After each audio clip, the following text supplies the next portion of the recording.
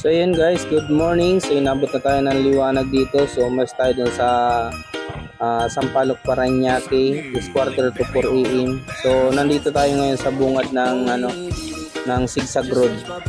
Yung tinatawag nilang bitukang manok na papuntang Bicol sa bandang Quezon province to. Ngayon guys, samahan nyo kami guys papunta dito sa loob ng Zigzag Road at tingnan natin yung kalsada kung anong klase ang highway dito sa loob. Masarap dito kasi ang left and right po talaga puro puno.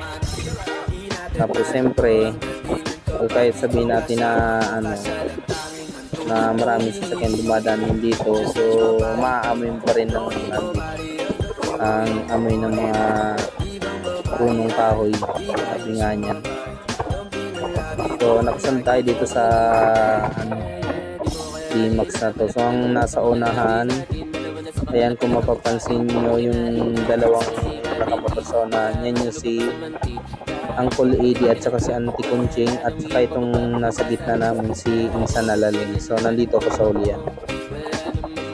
So simula pa yung kanina, nandiyan lang si Insan Alaling sa bandang hulian kasi first time niyang tumakbong papuntang Bicol. So wala siyang angkas, siya lang mag-isa. So kami ni Uncle Eddie, parehas kami may angkas. So ang angkas ko dito si Uncle Adjing na asawa ni Auntie Daphne. Kasi dapat ang kasama ko dito yung anak ko na si Aldrin, pero kahapon pa sila umalis kasi sinauna sila gawa ng ang sinakyan niya L3. So para hindi naman siya mahirapan pagbiyahe namin ngayon, nga pinauna ko na siya, pinasabay ko sa L3 kasi may bakante. So hindi naman expected na dapat sasama siyang Kulajing kasi may trabaho sana siya. So sabi ko sama na lang siya, nagpaalam siya ngayon sa business. So yun, okay naman kasi pinayagan naman siya kaya nakasama siya. So ngayon andito kami ngayon sa loob na ng Zigzag Road sa may bitukang manok. So kung mapapansin nyo guys, so banayad na akyatin ko, kaya hindi rin natin pwedeng persahin yung ating motor dito kasi dalawa tayo ngayon. Saka nakasunod lang din tayo dito kila Tito Ida at saka kay Insan Alaling. Tamang takbo lang hanggang sa makalabas tayo dito sa Gubat Road na to. Kasi ito yung nag-Gubat Road ng Zigzag Road at saka tinatawag na kilalang tawag na bitukang manok. So tingnan nyo guys yung kalsada. And so marami na namang nandito mga nag-vlog na mas mga nauna sa atin. Kasi ngayon lang ako nagkaroon ng time na magkaroon ng vlog dito gawa ng dati nung umuwi ako, dumaan din ako dito pero grabe super dilim dito nung dumaan ako kasi gabi yun. So ito yung madalas nyo nakikita sa mga picture. Ayan, yung area na yan, yung pangalan ng Zigzag na to. Ito biglang liko to.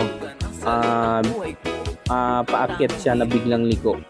Kaya kung magkakamali ka rin doon, so pwede kang tumuwad ka nga. Kaya alalay lang talaga ang takbo. Huwag mong bibiglain kasi mahirap. Ito kurbada na rin to. So halos karamihan naman mga sasakyan dito hindi sila tumatakbo ng mabilis. At marami rin talagang sumasadya dito na pumunta, mamasyal. Mga riders katulad niyan, yung mga group riders na yan, so tumatambay sila dito once na nagra-ride sila. Maraming pumupunta sa dito na nagra-ride na tumatambay talaga dito guys. So yun, timid ko nasa kalahati na tayo dito. Hanggang to guys, hanggang sa paglabas dito sa Zigzag Road. So mapapansin yung kalsada na yan, okay naman siya, maganda naman yung kalsada, kaya hindi rin tayo masyadong pressure dito sa takbuhan. Ayan. Saka yung takbuhan naman dito is alalay lang talaga. Huwag nating bilisan masyado kasi mahirap na. Kung mapapansin nyo dito, maraming mga signboard na babala. Pero meron naman mga katulad ng kalsada ito na medyo may mga lubak-lubak gan. May mga part lang naman siya. Ayan, so kurbada naman tong area na to. Kung mapapansin nyo talaga guys, yung paligid is puro talaga puno siya.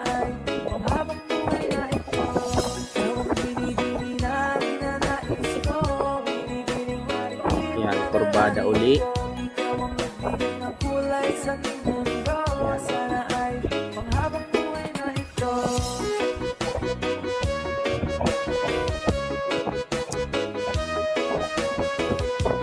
Yung motor na nasa unahan, so halos kasabayan lang din ng motor ko yun, so medyo mga luma na din kasi 2009 model pa itong mga motor namin. So okay yung kay Tito Eddie, tapos sa akin naman is Kawasaki Fury. So itong kay Insan Alalin, ano na yan, bago na yan, bagong motor lang yan kasi siya, matic siya.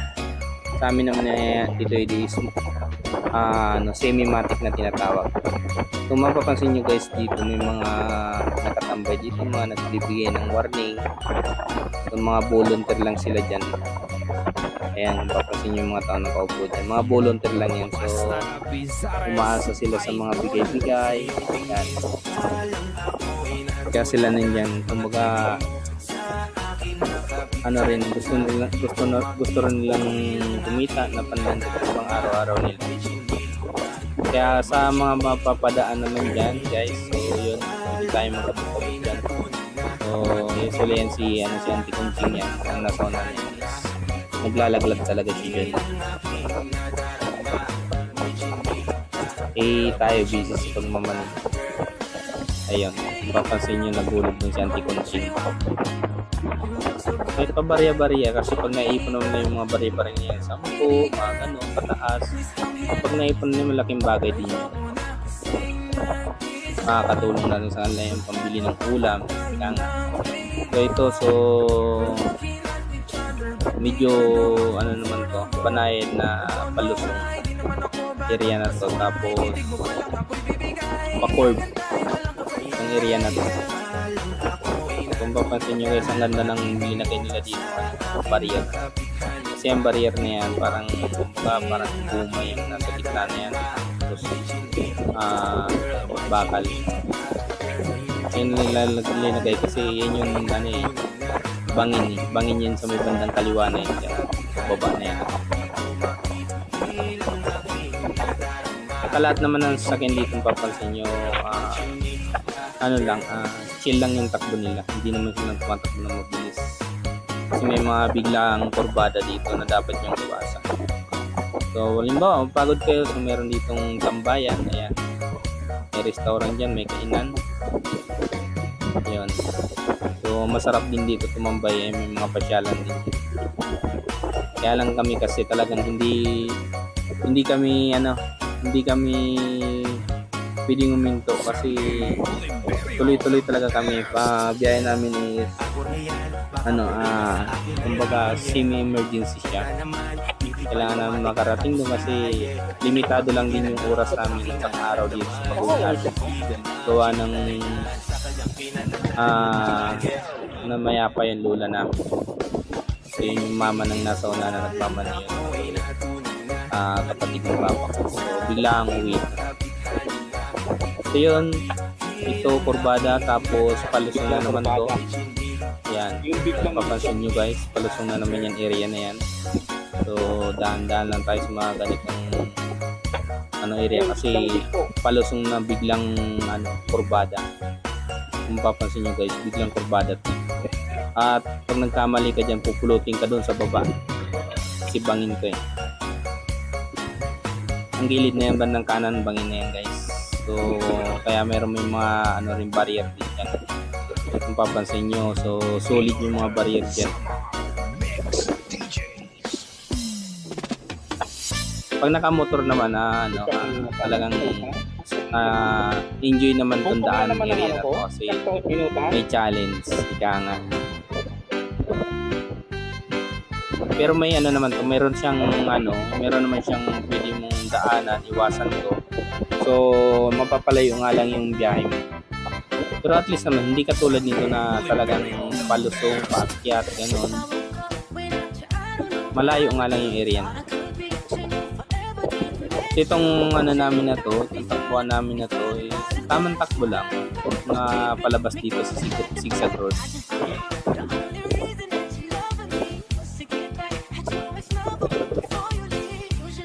So ito, konting ingat tayo dito kasi kurbada kaliwa kanan ng area na to.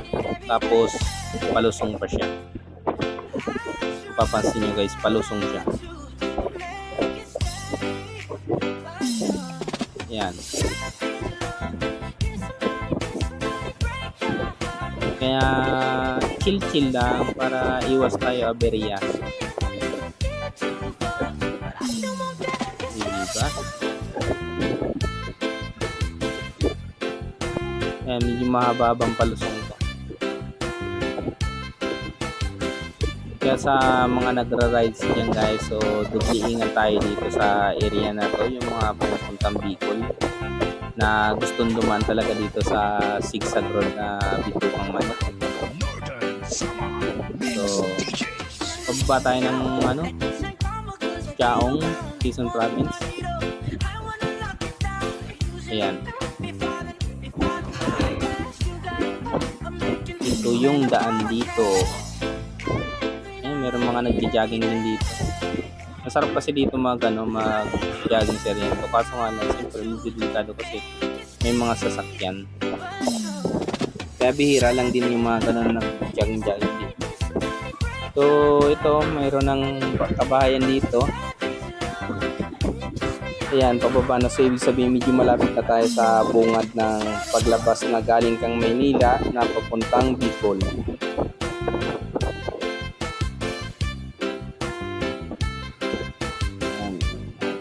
Speed daw kasi palusong siya tapos kurbada. Pero wala naman bangina dito. So yun guys, so tapos na, nandito na tayo sa bungad na palabas ng Zigzag Road. So na tayo, Minaywe. Ito yung daan, ito yung kung halimbawa itong ito rin yung dadaanan nyo dun sa pag-iwas ng Zigzag Road. So yun guys, itong area naman na to is siya, kapatagan na. Kaya lang maganda dito, hindi katulad sa Maynila na, diba, daming dito, daming kalsada na singkit. Dito siya, sabi nga niya, larguan ng kalsada to. So kahit tumakbo ka dito mabilis, okay lang, pero kailangan alerto ka pa rin kasi may mga kabahayan sa mga gilid ng kalsada, tsaka yun nga, may mga pedestrian. So yun yung dinaanan natin guys sa zigzag ng mga motor riders. Ayan, so inabutan na tayo nila. Ayan yung mga nakatambay doon nasundan namin sila. Ayan, isang grupo sila. So siyempre wala naman ibang pupuntahan yan, mga riders, kaya malamang Albay. So pupuntahin doon sa Bulkan Mine, yung kadalasan na pinupuntahan ng mga riders. Pero ako, kahit taga doon ako, taga Bicol ako, pero hindi pa ako nakakarating sa Albay, may Bulkan Mine. Pero sabi niya yan siguro pag-uwi ng aking palalab, siyempre nagra-rides kami. Kaya medyo mabilis-bilis na yung takbuhan namin dito sa area na to. Mabilis na takbo na doble alerto. Kasi ang sarap sa ganito magbiyahe, kaso nga lang, so minsan sabi niya kailangan check mo yung ano mo, yung service mo. Kasi pag long ride, alam naman natin na minsan hindi naiiwasan yung mga error, mga aberya. Yun lang yung kailangan check talaga. Sana hindi tayo magka-aberya hanggang sa dumating mo sa destination natin.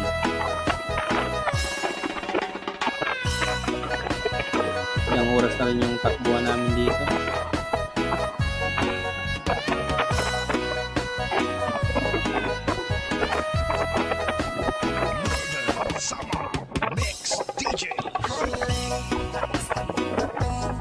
Nawala na si ang Cool 80. Sinusundan ko lang kasi insan na lalin nasa likod niya lang ako lagi. Pero kung gugustuhin natin na habulin si Tito Eddie, pwede naman habol natin. Kaya lang si insan na lalin chill lang yung takbo niya. Ayun, ay isang galig yung nakikita ko nandun sa unahan.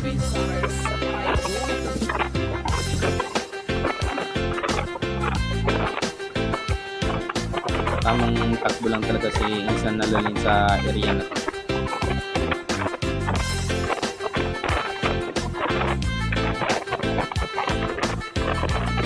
Sabi nga niyan, hindi naman tayo nagmamadali, makakarating na tayo sa ating destination.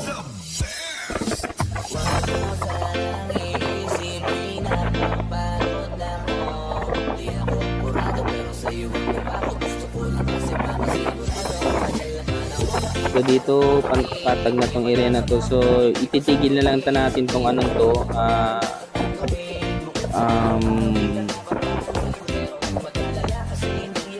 vlog natin na to siguro doon na sa kung saan tayo mag gagas, kasi ang layo na ng tinakbo namin, so hindi pa ako nagagas.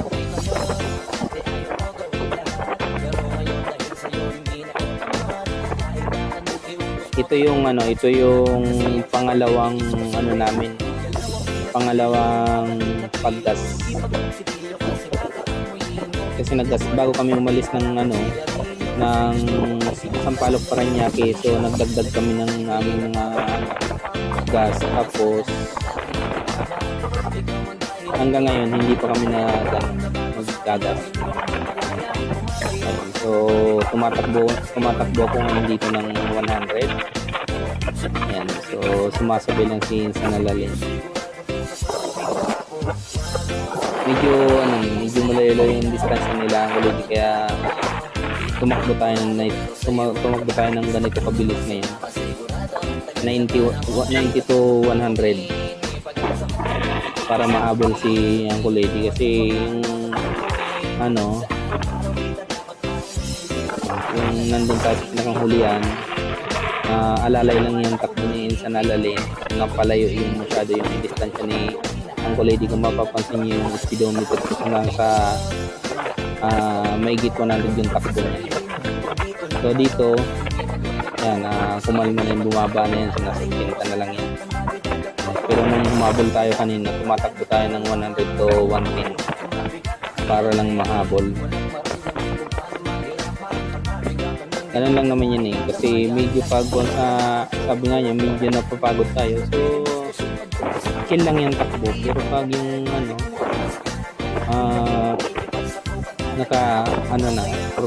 so takbo tayo ng mabilis. So yan, sunod naman tayo, inantay natin kasi insan na lalin makalampas sa atin, kasi sa hulihan lang tayo ulit. Yan,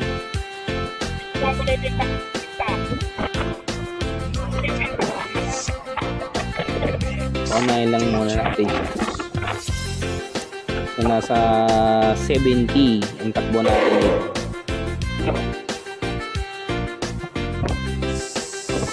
70 ang speed natin dito sa Corbada na magpapakit to area na to. Pero hindi naman masyado kurbada. So dito sa pagdating mo kasi ng zigzag road, pasok nyo doon, so mapipil mo na sa province ka na talaga. So, mapapansin natin yung kalsada. So, diretsuhan na. Hindi yung maraming liko dito. May kalsada sa kaliwat kanan na papasok. So, wala nang ganun dito. Kasi, ito yung sinasabi na province road na talaga siya. Rektahan, larguhan na takbuhan dito. Pero napakasarap talaga mag rides is yung may kasama ka. Kasi pag ikaw lang kasi mag-isa, wala, nakaka-board talaga ng magbiyahe na mag-isa. Pero pag may kasama ka, katulad niya, nakakapagpasok kayo ng chill ride ka. Kasi pag ikaw mag-isa, alam mo yung tipong kung anong gusto mong takbo, gagawa mo. Sagarin mo hanggat gusto mo yung service mo sagad. Kasi yun yung nangyari sa akin that time nung umuwi ako ng Bicol. Ako lang mag-isa. Umalis ako ng Manila. May Santa Cruz, Manila. Umalis ako ng 12 AM ng gabi. So yun, dumating ako sa may area na to, may Tigsag Road. May Bitugang Manok is alas 3. So napakadilim ng area na yun. So pagpasok mo tapos ang ilaw mo pa is yung stock lang, wala kami driving light, napakadilim. Tapos matatapatan mo yung oras na siyempre sobrang hamog. Talagang madilim na yung area tapos dagdagan pa ng hamog. Talagang mapapansin mo yung ilaw mo dun sa hamog. Napakadilim. So dito, pantayan na naman yung area na to. Kaso nga lang may mga roadworks dito. Konting ingat sa mga roadworks minsan. Dati naalala ko nun, yung first time ko magbiyahe mga isa na abot ng Bicol. Yung bago pumasok dito sa may San Pablo ba yun? Banda San Pablo, may crossing doon na malaki. So ang bilis ng takbo ko noon. Ngayon, pagdating ko sa pinakang crossing, hindi ko alam kung saan ako pupunta doon. Kung kaliwa ba o kanan o didiretso. Talagang yung tipong nagdala-dalawang isip ako na tumigil ako doon sa pinakang-gitna ng crossing. Tapos yung kakaliwa kanan, doon ako sa pinakang-gitna, talaga tinignan ko. Ang ginawa ko, yun, diretso lang pala yun. So, diretso pa lang. Huwag kang liliko. Yun yung mga nakarating ako minsan na nagbiyahe po dito sa Bicol. Kaya ito si Fury, so yun. So, 2 times niya nang bumiyahe na pauwi ng Bicol.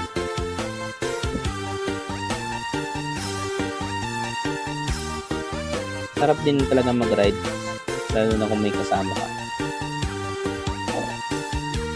Pag mag-isa naman kasi, yun nga lang, hindi talaga pag mag-isa ka nakaka-board.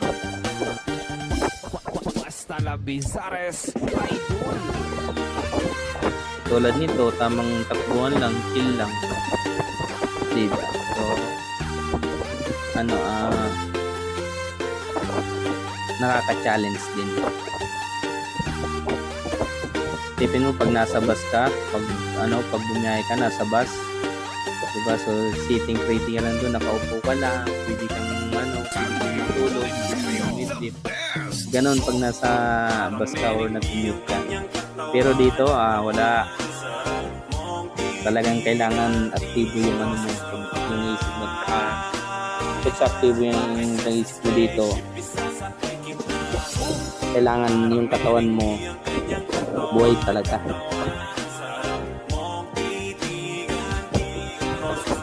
At saka isa rin, kailangan matibay din talaga yung resistensya mo dito kasi minsan ang init nakakapanghina din kahit sabihin mo na naka-full gear ka dito, naka-jacket ka, nakakapanghina din minsan yung init.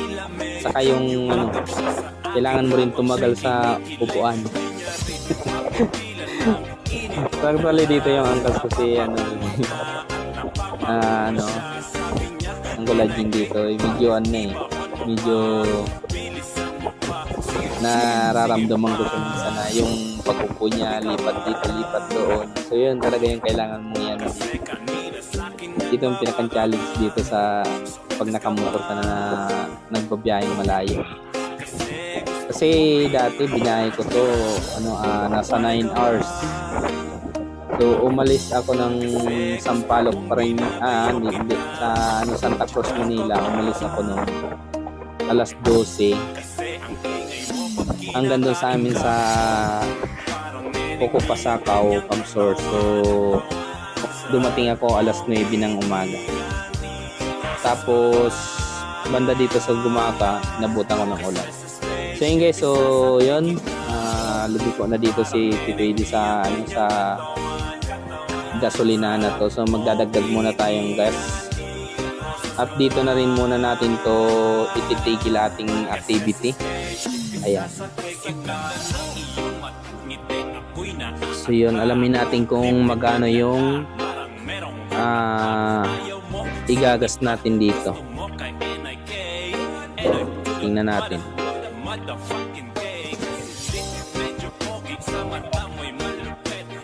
Dagdag tayo ng gas ngayon.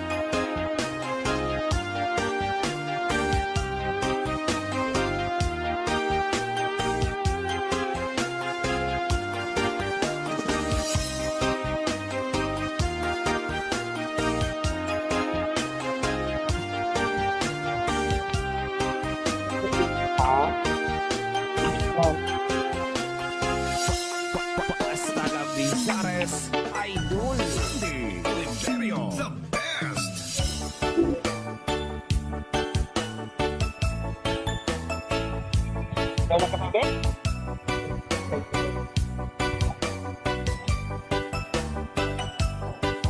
So yun guys, so ang naging gas natin is 190 mula sa Sampaloc, Parañaque. So yun yung consume natin. So guys, hanggang dito muna yung ating video. So puputulin natin dito kasi medyo mahaba masyado yung activity natin dito. So thank you guys. Bye-bye.